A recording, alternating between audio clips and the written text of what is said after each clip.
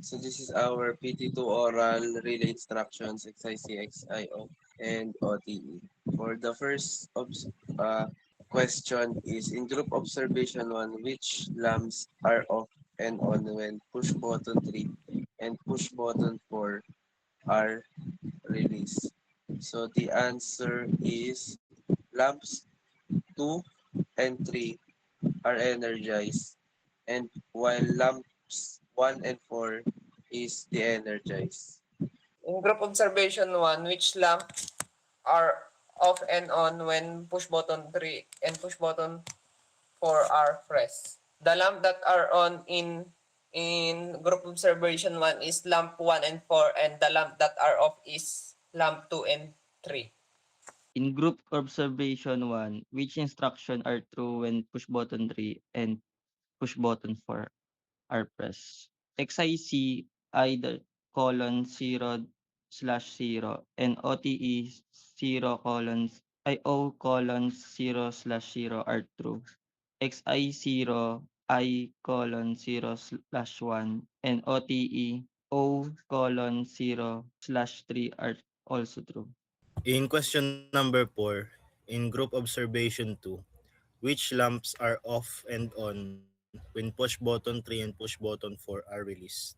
Um, Lamps 1 and 4 are on and lamps 2 and 3 are off. In group observation 2, which lamps are off and on when PB3 and PB4 are pressed? For my individual answer, lamps 2 and 3 are off and lamps 1 and 4 are on. But in our group answer, lamps 1 and 4 are off and lamps 2 and 3 are on. In group observation 2, which instruction are true when push button 3 and push button 4 are pressed? The answer is XIC input 00 and OTE output 00, XIO input 01 and OTE output 03 are true.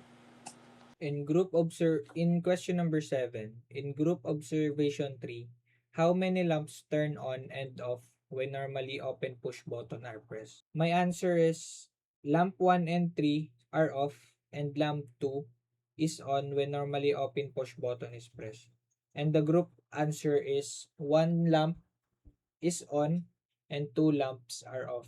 In group observation 3, which instructions are true and false when normally open push button are pressed? So true are XIC input 00, XIO input 01, OTE output 00, input output 00, OTE output 02 are true, while input 0, output 00, and OTE output 01 are false. In group observation 4, how many lamps turned on and off when normally open push button are pressed? Our answer is 1 lamps are on and 2 lamps are off. And group observation for which instruction are true and false when normally open push button are released. The instruction that are true when normally push button are released is XIO with the address of input 00 and XIO with the address output 00 and OTE with the address of output 01 and OTE with the address of output 02.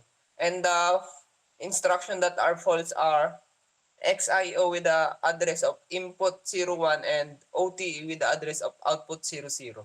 That's all for our group observation for our PT task 2.